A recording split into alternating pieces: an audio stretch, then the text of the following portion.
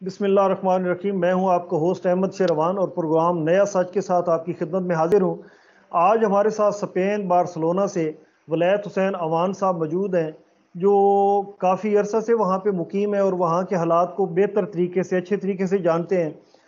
आज हम गुफ्तगू का सिलसिला आगे बढ़ाते हुए उनसे बात करते हैं। अस्सलाम वालेकुम मलिक साहब।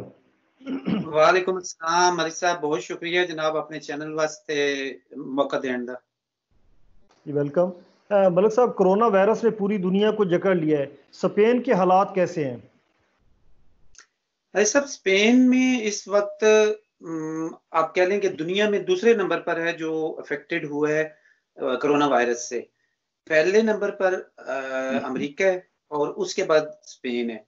यहाँ पे आज के दिन तक जो अफेक्टेड पर्सन हैं वो तकरीबन 2 लाख से अबव हैं, 2,13,000 के करीब हैं जो मुतासर हुए हैं कोरोना वायरस से। और जी उसमें जो डेथ फिगर है वो तकरीबन 22,000 के करीब है, 22,000 के करीब डेथ फिगर है स्पेन का। तो यूरोप में ये जो कोरोना वायरस है ये एंटर हुआ है इटली, इटली में फर्स्ट एंटर हुआ है। और उसके बाद जी चाइना से इटली में आया है। और इटली से जब लोगों ने ट्रेवलिंग की है, मेरी आवाज आ रही है जी आपको? जी जी जी, आ रही है मलिक साहब। जी जब चाइना से लोगों ने कोई माइग्रेट हुए, या इटली में काफी बिजनेसेस हैं चाइना के लोगों के, तो वहां शायद आमदोरफ्त हुई तो चाइना से इटली में आया।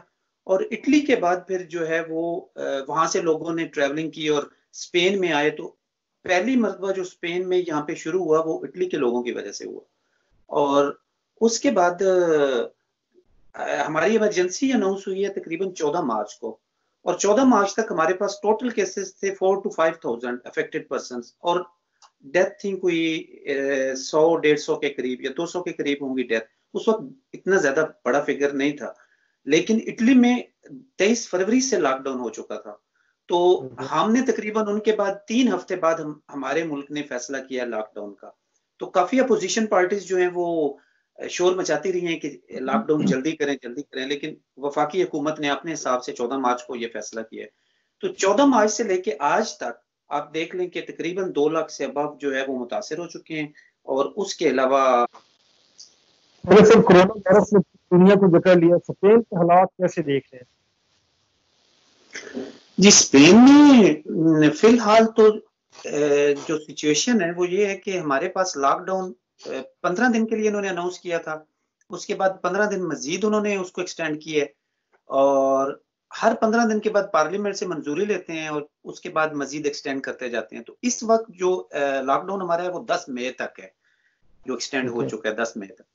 तो लॉकडाउन में जो सूरत हाल है वो ये है कि तमाम लोग घरों में बैठे हैं। और हुकूमत ने बहुत ज्यादा सख्ती की हुई है। बाहर निकलने वाला जो सिलसिला है वो पाकिस्तान वाला नहीं है कि आप बाहर घूम फिर रहे हैं या आपको कोई इतनी खास कोई रुकावटें नहीं है और लोग अपने रोजमर्रा के मामूलात जो हैं वो चला रहे हैं। चंद जो कारोबार हैं वो चल रहे हैं, चंद कारोबार बंद है, ऐसा नहीं है। यहाँ कंप्लीट लॉकडाउन है। सिवाय जनरल स्टोर और फार्मेसी के तमाम कारोबार जो हैं, तमाम शॉप्स वो बंद हैं, तमाम दफातर बंद हैं। कुछ लोग जो हैं वो घरों से ऑनलाइन अपना जॉब कर रहे हैं। और लोग बहुत ज्यादा परेशान हैं। और लोगों की जो पोजीशन है वो ये है कि अब घरों में उनसे बैठा नहीं जा रहा।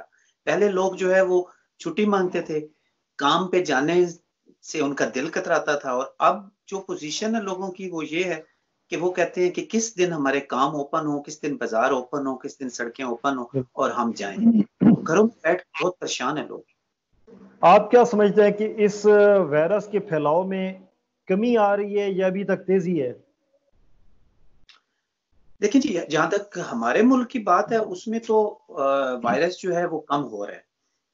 कि आज से एक हफ्ता पहले जो डेथ फिगर थी वो 700 से 800 के करीब थी, ऑलमोस्ट 800 के करीब थी। और अब डेथ फिगर जो है आज के दिन वो 400, 450 है। तो वो कोरोना वायरस हमारे हिसाब से तो कम हो रहा है। इसी तरह अफेक्टेड पर्सन पहले डेली 7,000 8,000 के करीब आते थे, अब वो 4,000 पे आ गए हैं। तो हमारे हिसाब से तो वो कम हो गया है। उसके बाद स्पेन जो है वो दुनिया के 2 या 3 ऐसे ममालिक होंगे जहां पे रिकवरी रेशो जो है वो बहुत फास्ट है। तो जर्मनी में रिकवरी रेशो बहुत फास्ट है और स्पेन में, मींस कि अगर स्पेन में 2 लाख बंदा अफेक्टेड है तो 2 में से 1 लाख रिकवर होकर घर चला गया। ओके। अच्छा, अब तक कोरोना की 30 अकसाम जो हैं वो दरियाफ्त हो चुकी हैं, जिसने साइंसदानों को चकरा दिया है। जी ये क्या होने जा रहा है, आप क्या समझते हैं? इस पे थोड़ी रोशनी डालें आगे। देखिए जी, कोरोना के हवाले से तो जो माहिरीन हैं, जो डॉक्टर हजरात हैं या जो साइंटिस्ट हैं या जिन्होंने इस पे वर्क किया है, ज्यादा बेहतर तो वही उस पे कमेंट्स कर सकते हैं, तबसरा कर सकते हैं। हम तो उसमें एक अपना एक जो ओपिनियन है या राय है या जो हमारे जहन में आता है वो हम ये दे सकते हैं कि ये कोई नई बीमारी नहीं है। बीमारी ये पुरानी है, लेकिन ज्यादा सीवियर फॉर्म में आ गई है, ज्यादा शिद्दत के साथ आ गई है। मसलन जैसे आपको इन्फ्लुएंजा, फ्लू, बुखार और इस किस्म की चीजें आपको होती थी, एलर्जी इवन के अप्रैल मई में आपको पता है कि पाकिस्तान में वो फूलों का मौसम होता है, जी तो उसमें बिल्कुल। एलर्जी जो है वो डेवलप होती है। तो बेशुमार लोग एनआईएच जाते हैं अपनी वैक्सीन के लिए। तो ये कोई, मेरा नहीं ख्याल कि कोई एक बिल्कुल नई बीमारी है। इससे पहले कई बीमारियां, वबाएं इस किस्म की आई हैं जो पहले नहीं थी, वो नई थी, लेकिन ये कोई इतनी नई नहीं है, उसी से रिलेटेड है। थोड़ी सी शिद्दत में आ गई है, सीवियर फॉर्म में आ गई है। इसमें यही है कि एहतियात जो है वो ज्यादा जरूरी है। नॉर्मली वैसे आप देखेंगे नजला या जुकाम या वैसे भी लग गया हो किसी भी शख्स को, तो उसको एहतियात करनी चाहिए। पब्लिक प्लेस पे जाते हुए उसको मुंह पे कोई मसलन रुमाल रखना चाहिए या उसको घर में बैठना चाहिए, उसको एहतियात करनी चाहिए। तो इसमें थोड़ी सी अच्छा, सीवियर फॉर्म आ। मतलब सब कोरोना से बचाव के जो इकदाम पाकिस्तान में किए जा रहे हैं, अगर इस तनाजर में देखा जाए तो वहाँ स्पेन की क्या पोजीशन है, वहाँ पे कितना डिफरेंस है? सर देखें कि इस वक्त मैं जो यहाँ पे बैठा देख रहा हूँ, जो जिन लोगों से मैं मुंसलिक हूँ, कांटेक्ट होता है पाकिस्तान में भी और न्यूज भी देख रहा हूँ, तो मैं ये समझता हूँ कि आपके मुल्क में इस वक्त जो कोरोना के हवाले से इकदाम हो रहे हैं पाकिस्तान में, वो बहुत अच्छे हो रहे हैं। और यहाँ पे बाज औकात स्टार्ट में ये इनको बहुत ज्यादा घबराहट हो गई, क्योंकि इनके पास बहुत ज्यादा केसेस आ गए। पाकिस्तान में अल्लाह का लाख लाख शुक्र है कि अभी एकदम केसेस नहीं आए। वहां पे आप अब पहुंचे हैं 8 से 10 हजार के करीब पहुंचे हैं। तो इनके पास एक दिन में इतने आ रहे थे। तो ये स्टार्ट में इनके लिए बहुत प्रॉब्लम हो गया, हॉस्पिटल्स में लोगों को एडजस्ट करना, उनको ट्रीटमेंट देनी। इवन के डॉक्टर हजरात जो हैं वो मेडिकल का अमला खास तौर पे वो बहुत ज्यादा डरा हुआ था। हमारे लोग तो जो हैं वो, क्योंकि अल्लाह पे उनका भरोसा बहुत है, तवक्कल, वो डरते कम थे। यहाँ के जी लोग जो जी। है ये कोरोना पेशेंट को डील करते हुए डर रहे थे। तो मैं तो समझता हूँ कि हर मुल्क जो है वो अपनी पूरी कोशिश कर रहा है उसको, कोरोना के पेशेंट्स को डील करते हुए। स्पेन की मीशत पे कितना असर पड़ा है जब से ये कोरोना की वबा शुरू हुई है? और जब ये कोरोना की वबा शुरू हुई तो वहाँ की जो हुकूमत है उसने अपनी आवाम को किस हद तक सपोर्ट किया? हाँ जी, ये बहुत जबरदस्त सवाल आपने किया है, बहुत अच्छा सवाल किया आपने। मईशत पर बहुत ज्यादा, बहुत बुरा असर पड़ेगा। अभी तो जाहिर है सामने नहीं आ रही वो असरात, अभी तो स्टार्ट है। तो मईशत पे बहुत बुरा असर पड़ेगा फ्यूचर में, क्योंकि स्पेन के जो आप कह लें कि मईशत का बहुत ज्यादा दारोमदार था, वो टूरिस्ट इंडस्ट्री पे था। और बार्सिलोना खास तौर पे जहाँ पे मैं रहता हूँ, आगे कुछ इस किस्म के आइसलैंड हैं, जजीरे हैं, जहाँ पे टोटल वो टूरिस्ट पे डिपेंड करते थे। पाल्मा दे मायोरका है, कनारियस है, वहां पे लोग जो हैं वो बाहर से आते थे और इनकी मैशत उस पे डिपेंड करती थी। अरबों डॉलर या अरबों यूरो जो है ये साल में कमाते थे। तो अब टूरिस्ट नहीं आएंगे। ये 6 7 माह 8 माह एक खौफ की फिजा है। तो किसी भी मुल्क से टूरिस्ट जो है वो ट्रैवलिंग नहीं करेंगे, अगर करेंगे तो बहुत मजबूरी में, घूमने फिरने के लिए नहीं।